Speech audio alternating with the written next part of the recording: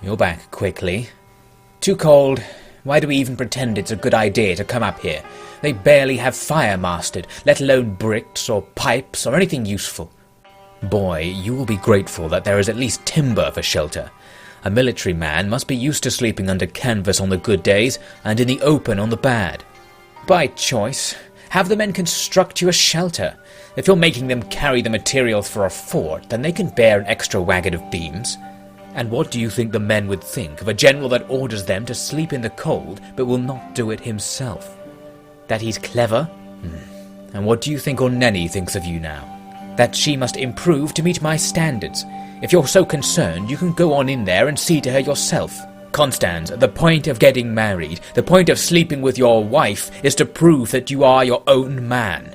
You're never to ask that any duty of yours be done by someone else, least of all me. Okay, I was joking, but I think my duties are elsewhere. Where exactly? These people are hardly better than the Picts, we can all laugh about that, but we owe them something. And part of being a Roman, part of being a man, is respecting your debts. That is what we call honour, Constans. Fine, but one question. Isn't the point of all this that we're not Roman anymore? No, it's that Rome is no longer Roman, and we are. And that is what makes us better than them. So, one day we're going to have to go to Rome and make it Roman again. I don't know whether it's virtuous or madness that you're thinking about such issues on your wedding night.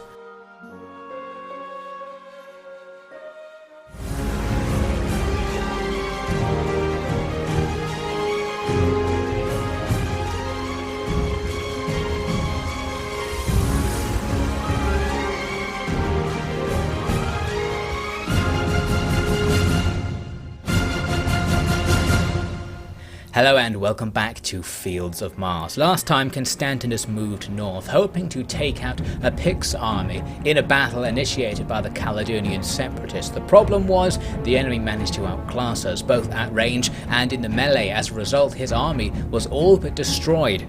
He was forced to fall back to Eboracum to start replenishing a new one. Meanwhile, the Ebdanians attacked Saguntium yet again and were repelled by Tullus. We had an offer of marriage, an offer that was taken from the Caledonians, marrying one of their princesses to Constantinus' son. Then we took out a Caledonian separatist horde at sea in an easy naval battle, so we just dispatched them. And finally, we saw yet another battle at Saguntium, where Tullus once again completely annihilated some Ebdanian invaders. So we're here after that battle. Didn't destroy as much of the enemy as I usually do in a defense of Saguntium, and I'm even going to let some of their captives go back in exchange for money, because we could use the cash and we don't really need to worry about the penalty to the integrity of the force. Now we learn there's two things to attend to in the politics panel, so let's look at them now. First, Tullus has ended his office as the Master of Soldiers, his military rank in the army, and I think he deserves to certainly maintain his high level of authority. I'm going to promote him to Master of Foot, so he's becoming one of the major military officials in our administration, which will help balance out the power that Constantinus wields, who's becoming basically a dictator. We also have news that a hidden treasure has been uncovered. I can either distribute it among the people or the army, and the people seems like the way to go. The army doesn't need additional money, we're paying them already, and the people will certainly be grateful. Now, you may remember last time I said I was going to bring Theodosius back to port to help improve public order, but I changed my mind on that. I decided to use him as a scout to go and find out what's going on in mainland Europe. We can see the Saxons are still besieging Flevum, which if they take it would sever our trade route with our neutral partner, the Franks. But I noticed from the exact situation that the Saxons' army is so damaged, it's actually unlikely that they're going to take it, so maybe things aren't all that bad over there. Another thing to consider is that I've completed construction of the auxiliary barracks. So now I can recruit the next tier of old school Roman troops, if I go back to my territory that is, and I'm not going to do that because it's winter and I don't want to take the attrition. So we'll continue defending Ialdon along with the Caledonians for now. Need to level up Constantinus, and one thing which annoys me about the level up tree is that to get the one I want, which is this Vanguard ability, you have to buy Fleet Commander. So he's somehow gaining experience in commanding fleets while he's out here, but he's also becoming a Vanguard Commander, making his army faster and more powerful in the attack. work, which is certainly going to come in useful. Now, I offered the Ebdanians peace, which I've done a few times, and they always rejected it, but this time they actually considered it, and when I offered it in full, they did agree to the deal, so that was actually unexpected. Perhaps this is finally an end to the constant battles of Saguntium. The Ebdanians have finally conceded that they're not going to get anywhere with that. They didn't want to take the relations any further with trade or non-aggression, but peace is something. However, they immediately land troops in our territory. Somewhat the joke on them because they're going to take attrition, but still highly suspicious. We definitely need to keep an eye on that force. We can see that Tullus successfully secured his promotion, and the fact that no one opposes him suggests that people do think he deserves to be promoted above everyone else in our administration but for Constantinus himself, so that's an interesting thing to note. Now, I saw that I've got a pretty good public order here in Britannia Superior, at least a pretty good gain of public order, especially thanks to that hidden treasure bonus. And one reason for that is that we have really good religious conversion going on. We've got almost 3/4 of the people now into Greco-Roman paganism, and a similar thing is true up in Britannia Inferior. So we're going to have much reduced public order discord thanks to religious differences from now on. So now Constantinus is able to move into our territory to look at the new tropes. We've got Levy archers who replace the javelin men, unfortunately, and are much worse, which is a shame, but we don't need those for now. What we do need are these Equites Auxilia, a medium cavalry unit, more powerful than the scout Equites we've been using, and of course we can actually recruit them to use them in our field armies, unlike the scout Equite, so that's fantastic news. There's also the Cohort Auxilia, which is better than the Regular Auxilia in every way, except that it's swords instead of spears, so no bonus against cavalry. We'll certainly want some of them once we have the money for it. Now our scouting continues. I was looking for the Angles who declared war on us recently, but found that they weren't there. They've been conquered by the Jutes, and it turns out from the diplomacy map that they've actually turned into a horde and currently appear to be at sea in that inlet back over to the west. And that's actually a little bit worrying, because if they're a horde, they're going to be desperate to take territory, and they're quite close to us, so if they just come out there, they could take us by surprise and maybe actually take some territory, but there's not much we can do about that, so we'll just have to see what happens. Now the Ebdanians move one army out of my territory and another moves as if it's about to land in my territory, so still highly suspicious. And now we have another offer of marriage from the Caledonians. They want to marry one of their other women to my second son, Julianus. Now, it's certainly a nice offer from them, but we can't really accept. We can't marry two of our sons to what is actually a relatively minor tribe in the grand scheme of things, and of course one of our former enemies who we can't still entirely trust, so I'm going to reject that deal.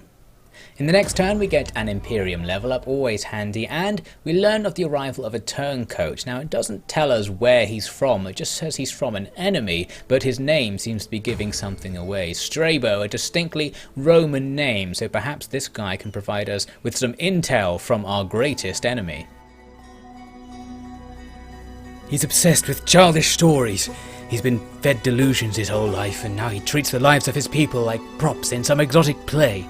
Yes, that sounds like him. Never met him myself, but then again, if you've met one member of their family, you've met them all. And there are more like you, General. More who want to keep their command. You've inspired them to come forward and reject the Emperor's madness. Then there is hope for this toy empire yet. Where are they? Across the world. The most distant I've heard of is in Egypt. And the officers in Gaul I met on the way here plan to mutiny as soon as their supplies are ready. That should make Britannia a little safer. Constantinus is going to move north, eager of course to find some action against the Picts or the Caledonian separatists to take revenge. We're teaming up with the Caledonian main force, which is now quite large, which is fortified just north of their position. I moved a little further north so I could get vision on the Picts territory, and we can see they're actually a lot stronger than they were last time. They've now got 2 armies, meaning we'll be facing about 3 armies worth of troops if we attack, because they'll have their garrison, so we need to attack in tandem with the Caledonians ideally. One thing I can do while I'm here is levy some troops from the Caledonians. Because they're my puppet state, Roman factions are able to do this, so I can get a squad of Grazehounds and War Dogs into my army just to cap it off, so that's all well and good. So for now we'll just wait with the Caledonians and see what happens on that front. Perhaps an opportunity will open up. Now for Tullus, I wanted to give him some extra troops. Because of how suspicious the Ebdanians are being, we're going to spend what little money we have left on slightly expanding his force.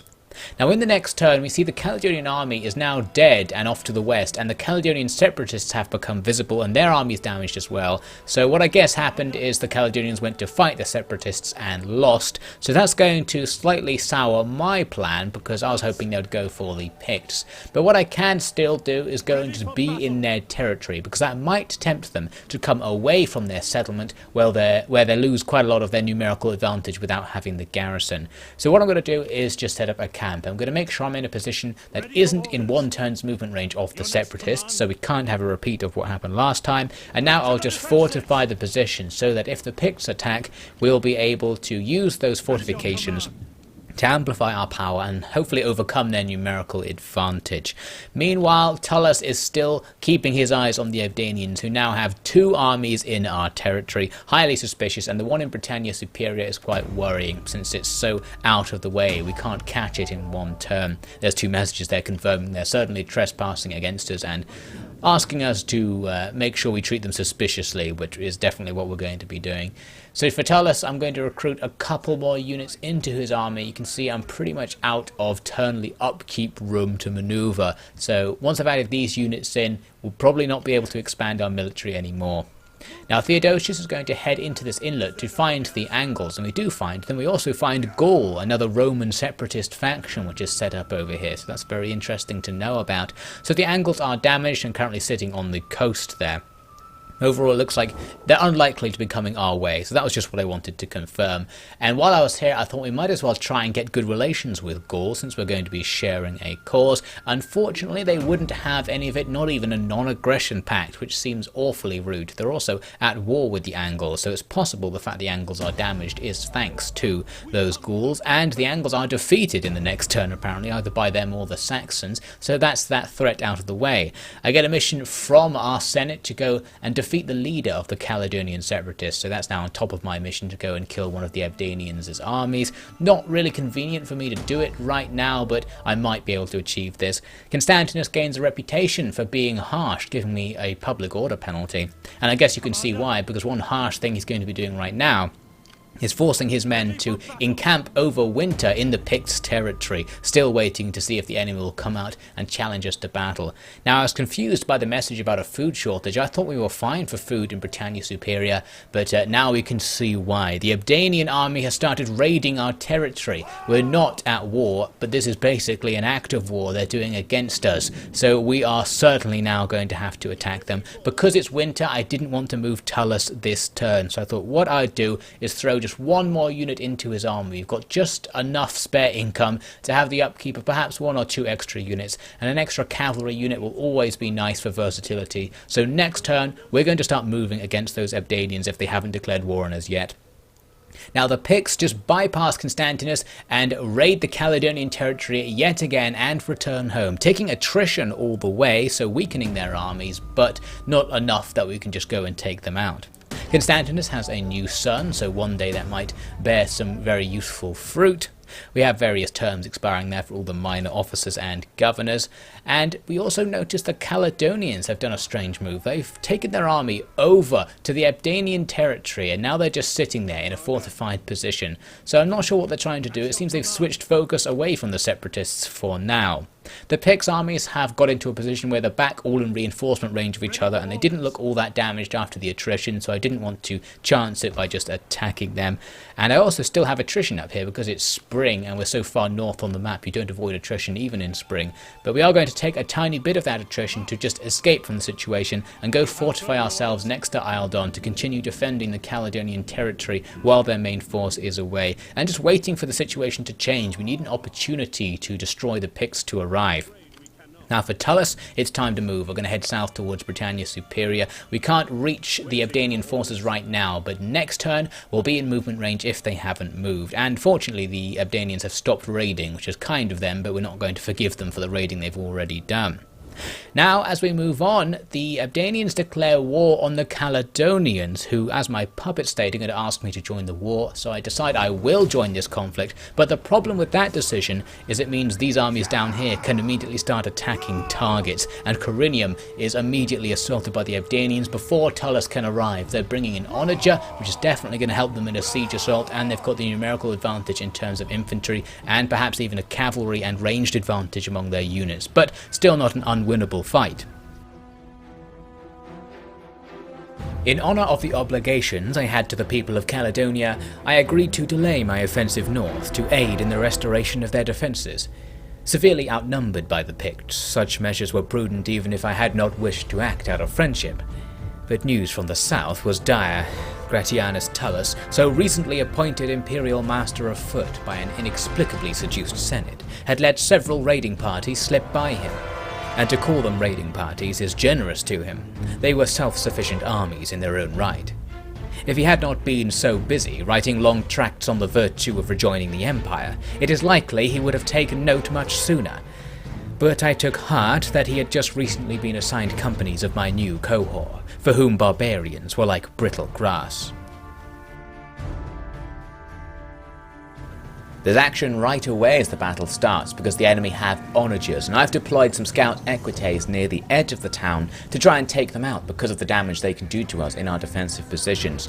We need to dodge the shots that the onagers will fire first at the cavalry because they just fire at the closest unit. The problem we'll have is that the enemy have these Javcav here, and they're riding out towards our cav, and they will be well able to destroy our cavalry unit, so we need to stay away from them, but in our efforts to get away from the Javcav we get hit by the onagers. Overall, a very dangerous situation. What I'm going to do is just pull back and try and lead the Javcav far away enough from the onagers that I can circle around to go find them, but that does mean the onagers will have time to smash up my towers and the archers defending the wall. Enemy infantry approaching from another side of the town start attacking a barricade with cohort on top, so that's fine, but my cavalry start taking huge losses when they get too close to the Javcav, and just a couple of volleys completely annihilates the entire unit. They don't break though, and a few survivors manage to make it all the way to the onagers. So at this stage I thought we're basically going to try and do a trade. I'm going to lose this scout equite unit, but I might be able to disable the onagers in exchange for it. I don't know if that's actually going to turn out to be a fair exchange, but there's not much choice at this stage anyway, as the enemy's cav come in to completely finish us off. Our guys surprisingly actually not routing until right after the enemy have arrived, and they lost almost their entire unit. So now the enemy can start making their assault on the town, and one thing that's kind of going in my favour is they're taking out my archer unit on the wall with their javelineers. So that might sound bad, but of course the fact they're targeting these archers who are low value because they're not very good is great. Plus, because they're behind this barricade, you can see most of their ammunition is bouncing off and landing on the floor below. So relative to their power, that javelin unit isn't going to get many kills because of their choice of target, so that's great. Now of course the enemy are just going to take all of their infantry and attack up one of the channels into the town. They actually destroyed that barricade, and I presume they'd go around to outflank me, but they didn't. So this is an immensely poor decision from the AI that is going to make this battle actually a lot easier. I would say we'd almost guarantee to lose if they attack from two sides, but it's going well so far. So I have one more unit of scout equites which was hiding on the other side of the battlefield, and now that the enemy have committed their infantry, I'm going to bring it out first to destroy this unit of archers which was just sniping us from its maximum range. So we'll stop that because they probably would get a decent few kills over the course of the battle. Now once they were done with that, they had to go and hide because the enemy's cavalry who destroyed my other scout equites decided to come over here to try and repeat their trick. They're out of ammo now, so it won't be so easy for them. And I'm pulling the cav back behind this unit of cohort. So cohort don't have any particular advantage against cav, they just have higher melee stats than the scout equites, so it's a better idea to have them take this fight. Plus of course, frees up the equites to go do something else. Now the cohort actually quite quickly destroyed that cavalry unit. One unit of enemy spears came out to fight the cohort. A bad move because they would probably lose against the cohort, but perhaps they were just trying to delay them from rear attacking the rest of their force. But of course I had that cavalry unit free, so we just annihilated the spear unit. And now we can turn our attention to trying to do something here on this big blob of a fight. We've defeated one enemy unit in it, and we've almost lost one of our own units. We've got two more ready to keep holding. One of them has glitched out. When I put the stationary test studio on, sometimes units like to turn, and that one turned a full 90 degrees, so I didn't actually notice until the last minute, but luckily nothing bad came of it. So now it's time to start cycle charging the back of the blob. Now this isn't going to be as effective as the times we've seen me doing this in recent battles, because of course the enemy commander isn't dead, so it doesn't just completely morale shock and chain route everything when you attack blobs like this. You can see some of them are going down to wavering, the ones that are already quite damaged, but overall you have to do a lot of cycle charges and actually do damage to try and rout them. They've also somehow captured the town behind me. I don't know how they did it. It could be another glitch or possibly an oversight where horses of dead cavalry units can actually capture points, so there might have been a horse sitting over there earlier and I didn't see it. So anyway, it doesn't really matter. We'll just continue the cycle charges. We are going to have lower morale because we don't have the capture point, but it doesn't really matter. Our morale's sufficiently good to hold the enemy in place, and while they're in place, we'll just keep hitting them with the cav, and every charge is going to kill some of them. We'll lose our own cav as well because you can't do perfect cycle charges in Attila. Plus, of course, the cohort getting involved to start hacking into the sides of the enemies. Actually going to be a quite even fight, especially against the wood runners, which aren't all that worse or all that bad compared to the cohort. But the results of the infantry combat don't really matter at this stage because it's all about the cycle charges of the scout equites. As long as nothing goes wrong, we can keep doing this for a while. Something almost went wrong there when a returning routing unit almost trapped the scout equites in the melee, but they just about got out. They have lost a lot of their men to this cycle charging, but now the results are starting to come in, so that's fine. We start to see a few of the weaker units rout, and with them go some of the other units. It's not the devastating chain routes we've seen in other battles, again because of the enemy commander being in there and being still alive. The units that aren't really damaged will continue the fight, but of course now there are fewer people in the way. We can get clearer charges on them and start surrounding them and even start outnumbering them with our own infantry, and at this stage the balance bar finally starts to go into our favour as the enemy commander and the nearby unit routes. They are going to rally many of those guys running away, but we're going to have a chance here to kill the enemy's commander, which will definitely undermine that action from the enemy. So we're just going to hunt him down in the blob. Eventually managed to find him. He was the second to last guy in the unit to go down, so that took a while. Annoyingly, the last guy, after killing him, was actually out in the middle of nowhere, and because my guys had orders to fight the commander's unit, it meant my cavalry almost went and frontally charged the enemy spear unit, but just about caught it in time. This other unit of cav, which was sitting at the back of the map, along with their javeliniers and some other jav cav who were out of ammo, came in for a last bit of fight and realised it wasn't going to happen and left. I don't know why the enemy left so many of their out of ammo skirmishers just back there. They could have done something with them, but they decided to just give up on them once they're out of ammo, and that of course was fine by me. So that battle ended in a Pyrrhic victory. We did lose about half of our army, but it was a garrison army, so ultimately that doesn't matter. It's the victory that we can take away from this. Claudius didn't make it back. Varus explained to me that he had sacrificed himself to scatter the enemy siege emplacements. I've heard of men doing brave things in defense of their homes, but to do such things for a town you've never laid eyes upon before, I dare say I have lost one of the finest officers the Empire ever produced. It is fortunate that I sent Varus as well then, as the people were otherwise without cavalry officers.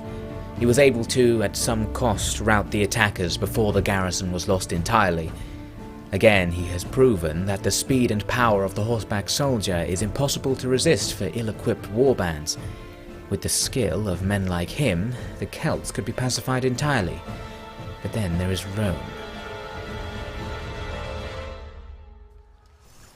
So as a result of that win, the Ebdanian invasion into southwest England is going to be absolutely crushed. They did get away with a couple of units, not enough to do anything, certainly not enough to threaten a town they could still raid. But, of course, remember we have Tullus on the way, so he should be able to finish them off. I'm going to ransom back the captives we took from them, because although it gives you an integrity penalty, I'm pretty sure that does absolutely nothing against a town, so that's just free money. And now, of course, the Ebdanians couldn't resist just randomly attacking Saguntium for the billionth time, and they've actually brought a smaller army than they usually do. We don't have Tullus inside the town to defend, so we too have a smaller army. But overall, I think the odds are more in our favour than they have been previously. You can also see the garrison army is actually levelled up as a result of all the previous battles under Tullus, so that's going to make things a tiny bit easier.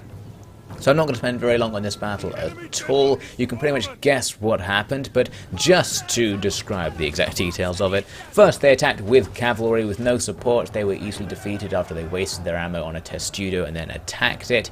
2 ships went out to defeat the enemy's commander very easily. There was no ships trying to stop them from doing that. They landed some infantry, some cohort on a barricade, started killing them with Pila. Not as good as using actual skirmishers, but still good enough to take out a couple of units early on. Then of course, once more and more infantry landed, the cavalry came in and started just attacking everything left, right and centre, and even just attacking spear units at this stage. They'll just rout on the impact, so they don't really get a chance to apply their bonus against cavalry, so we don't need to worry about that, and especially not in circumstances like these where they have their backs to the cavalry unit and we just see enemy units disappear.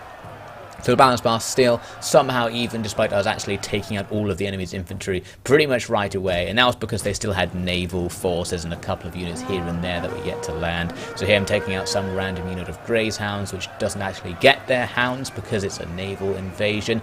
And as people have noted in the comments, the AI really should just land and then make this attack overland. It takes a little bit longer, but they would have been fine to do that. They would have attacked next turn instead of this turn, but I couldn't have stopped them at this stage. So yeah, they've just thrown their men away. There they go, and then the naval crew landed. That was why the balance bar still had any of their power on it, because their naval crew for some reason counted just the same as my entire army. But once they landed, we killed a few of them. They chain routed. And it's another victory for Saguntium. Pretty much no casualties on our side because no melee fights really got going there. The enemy were defeated so quickly. So there they go, most of the army gone. The navy surviving because it didn't really take part in the fight, but not going to be enough with that navy to do anything, so no worries there. Off they go, and of course they'll probably just start preparing yet another attack to happen at some point in the future. Now in the next turn we learn that the Gauls have declared war on the Franks. The Gauls being the Roman Gauls, not the Gaulish Gauls, that is. So that's interesting. A conflict happening over there will at least distract all of those mainland Europeans from what's going on in Britannia. And one thing that is going on is a food shortage, which at first I was very confused by. Yet another food shortage in the south of the country, and I wasn't sure why. Definitely no raiding this time. And eventually I actually noticed it's just Corinium being damaged. It had farms there damaged by the siege from the Ebdanian army, and that army needs to be taken out, and Tullus is there for the job. Annoyingly, they run off right into the middle of nowhere, so as Tullus chases them down, he's going to put himself pretty much as far as he can be from all the possible war fronts. He can't get into any of the port settlements now and defend the borders. But hopefully Saguntium at least will be safe for a turn or two, since we defeated the Ebdanians just now, and that Ebdanian army right there is going to be disappearing as well. So that's very nice. Of course they're not going to accept peace at all, so we're going to have to continue the war and just come and defeat them once again. Tullus just about able to get to Lindum, so that'll help mitigate the public order reduction in Britannia Inferior, and I need to repair up Saguntium to completely get rid of that. Now the Caledonian Separatist army has come with ships down to just hang out near Saguntium. Actually, they're in a position where they too could come and do a naval landing at Saguntium. They could also land on the beach just next to where they are, which looks like that's where they're going. And from there they could attack Eboracum or Lindum, but since that'll take them some time, we don't need to worry about that this turn.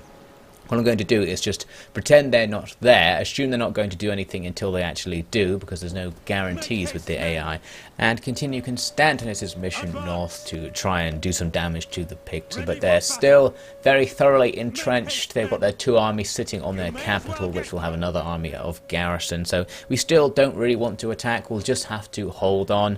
And very annoyingly, actually, the Caledonian Separatists do decide they're going to do a naval assault on Saguntium. Their army, damaged from previous fights, not going to help with the balance bar. Probably the worst balance bar we've had at Saguntium so far. Even the bits we do have on it are not certain, so the defenders of the town might think they're about to be overwhelmed right now. But of course the enemy are going to be doing the naval invasion instead of landing and attacking overland, so we're going to have a chance to kill the general and possibly some units before the battle gets started. They do have some decent units. They've got berserkers and lots of skirmishers, so they could mow through our infantry in the right circumstances. So not a completely one-sided fight, but still, despite that horrible balance bar, I was feeling pretty confident at this stage.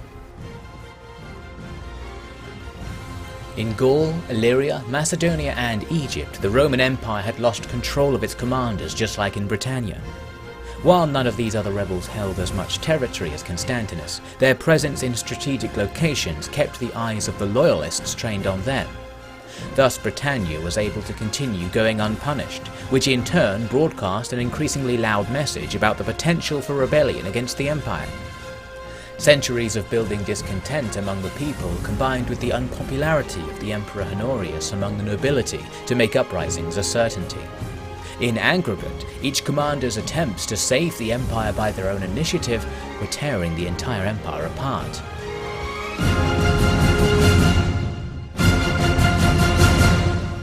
So that's all for now, thanks so much for watching. Our Caledonian allies will give Tullus a chance for some revenge against the Ebdanians in the next episode of Fields of Mars.